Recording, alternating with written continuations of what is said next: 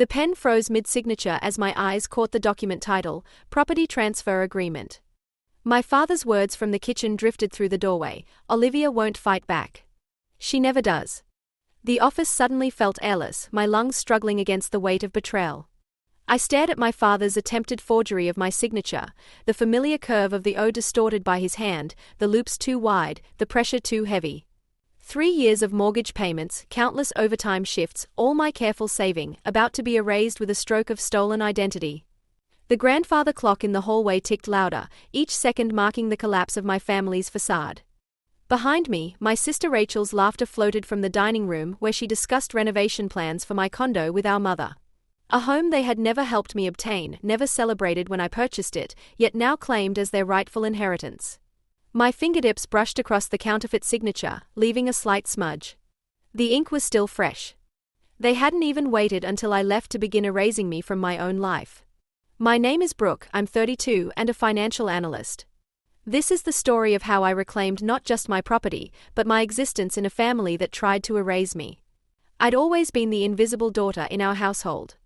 When I was 9, Rachel's 10th birthday featured professional face painters, a rented carousel, and personalized gift bags for 30 classmates. My 10th birthday, just 3 months later, was marked with a store-bought cake and a mumbled excuse about keeping things simple. I learned early that in my family, love was rationed unevenly. At 13, I started keeping meticulous records in a small black notebook, birthdays forgotten, promises broken, celebrations attended and unattended. Each entry was a data point in the undeniable pattern of my family's priorities. By 16, I'd stopped sharing my accomplishments entirely. My academic awards collected dust while Rachel's participation ribbons were framed and displayed. When I graduated with honors from university, my parents arrived an hour late, missing my walk across the stage entirely. They'd been helping Rachel prepare for a blind date. "You understand," my mother had said afterward, not quite meeting my eyes. "Your sister needs more support. She's more sensitive than you." Sensitive wasn't the word. Entitled was more accurate. Rachel had mastered the art of crisis creation, manufacturing emergencies that required everyone's immediate attention. Her car would mysteriously break down before family events centered on anyone else. Her allergies would flare dramatically whenever conversation turned to my achievements. Still, I persisted in trying to earn my place. I sent birthday cards that received no acknowledgement, initiated phone calls that went unreturned, offered financial advice that was dismissed then secretly followed. My existence was background music in the symphony of Rachel's life, necessary but unappreciated. The condo became my sanctuary.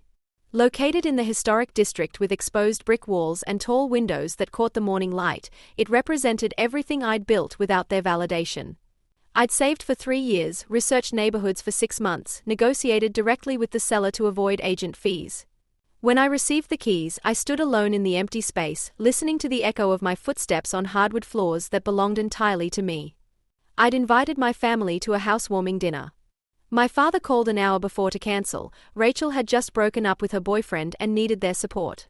I ate alone at my new kitchen island, surrounded by cooling food and unopened champagne. That night, I'd made a promise to myself: my home would remain the one thing they couldn't diminish or claim. It would be my proof of existence outside their narrative. Yet here I was, staring at papers that would transfer my property to Rachel for family consolidation purposes, my signature forged with such casual entitlement that they hadn't even bothered to perfect the forgery. The betrayal wasn't that they wanted to take my home, it was that they believed I wouldn't resist. That I would accept this theft as I had accepted all the small erasures before. "Brooke? Are you in here?" My mother's voice carried from the hallway. I quickly photographed the documents with my phone, then slid them back into the folder exactly as I'd found them. By the time she appeared in the doorway, I was examining a family photo on the bookshelf, one where I stood slightly apart, half-cropped from the frame. "Just looking at old pictures," I said, my voice calm despite the storm building inside me. "So many memories." My mother nodded absently, already turning away. "Come join us. Rachel's talking about the nursery she wants to set up in your spare bedroom." "My spare bedroom?" I followed her down the hall, careful to keep my expression neutral. "Well, when she and Kevin move in. You know they need the space with the baby coming." She said this casually, as if repeating established fact rather than revealing another piece of a plan I was never meant to know. That evening unfolded like a surreal play where everyone knew their lines except me. My father poured wine, making toasts to family unity and supporting each other. Rachel detailed her renovation plans for my kitchen, the wall she wanted to remove in my living room. Their certainty was breathtaking. They didn't just expect compliance, they assumed it as natural law. I smiled and nodded, playing the role they'd assigned me, the daughter who never objected, the sister who always yielded. Each nod was a calculation, each smile a diversion. Because behind that mask of acquiescence, a different plan was taking shape, one structured with the same precision I brought to financial spreadsheets. The first step was information. After dinner, I contacted Marcus, a lawyer friend from college. His voice tightened when I described what I'd discovered. "They can't do this," he said, the words sharp with indignation. "That's forgery. It's criminal." "I know," I replied, my voice steadier than I expected. "But I don't want a family legal battle. I need something cleaner." "Cleaner how?" "I want to disappear the condo before they can take it." The next morning, I contacted Jordan, a real estate developer I'd met during the building's holiday party last year. She'd mentioned interest in purchasing units as they became available. "Market price, all cash, fast closing," she offered after hearing my situation. "And a rental agreement for you at below market rate in one of my other buildings if you need it." I didn't tell her that I had no intention of staying anywhere my family could find me. The severance wasn't just from my property, it was from the people who saw it as their right to claim pieces of my life without permission. 3 days later, papers were signed.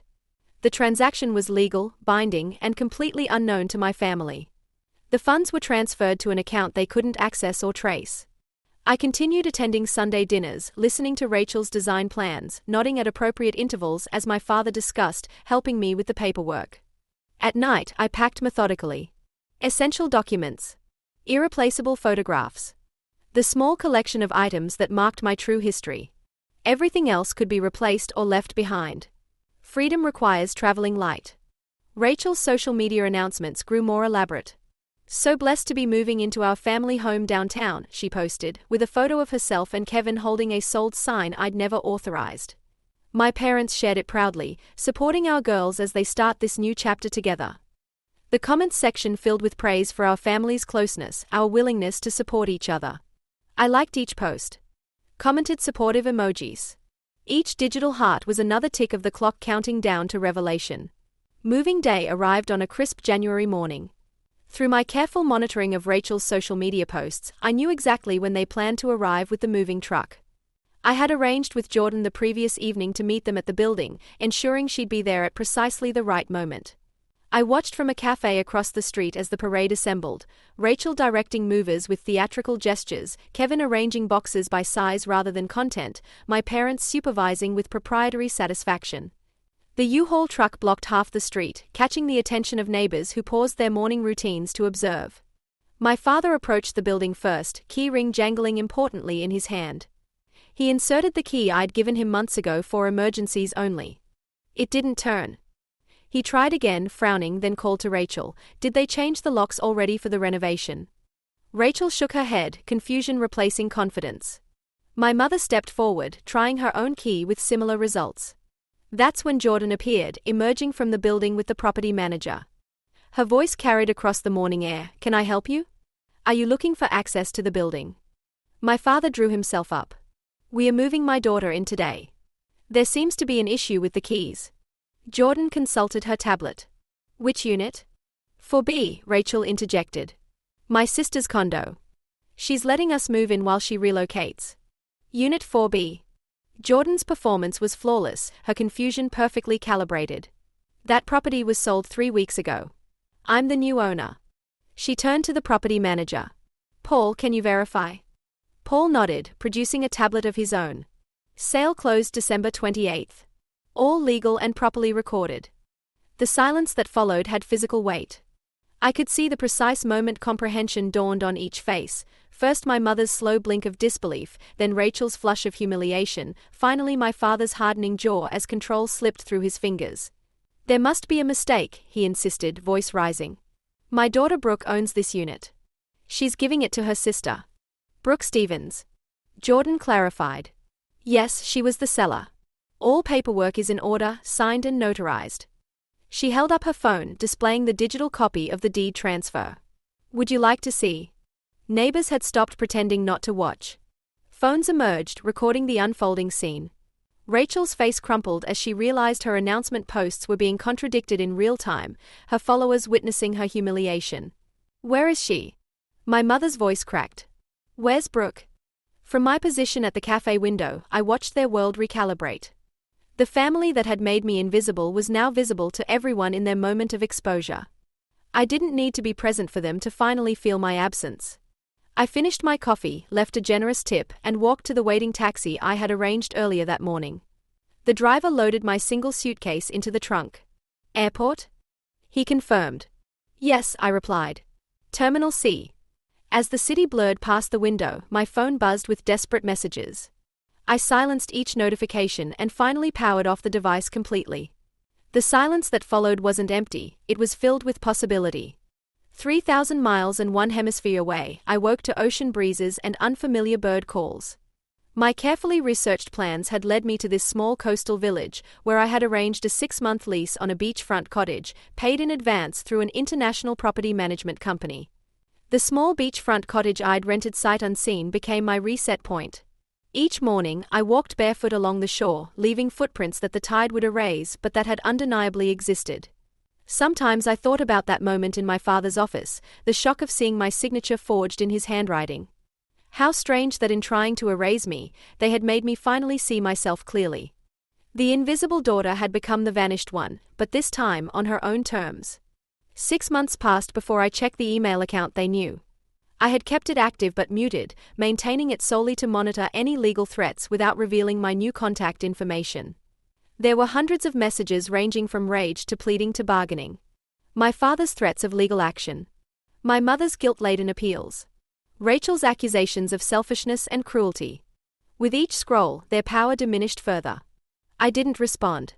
Some betrayals don't deserve explanation. Some relationships don't deserve continuation. The money from the condo became the foundation for a consulting business I built slowly, deliberately. My clients found me through reputation rather than family connection. My name, when spoken, carried its own weight rather than echoing in the shadow of someone else's. Eventually, the messages slowed, then stopped. The silence became permanent, but it was different from the silence of my childhood. This wasn't the quiet of being overlooked, it was the peace of being unreachable. If you've ever been made to disappear by the people who should have seen you most clearly, know this: you can reappear on your own terms. You can build a life beyond their limited vision. Your existence doesn't require their acknowledgement to be real. The family that tried to erase me with forged signatures and stolen futures taught me the most valuable lesson. Sometimes walking away isn't surrender, it's the first step toward becoming visible to yourself. And in the end, that's the only recognition that truly matters.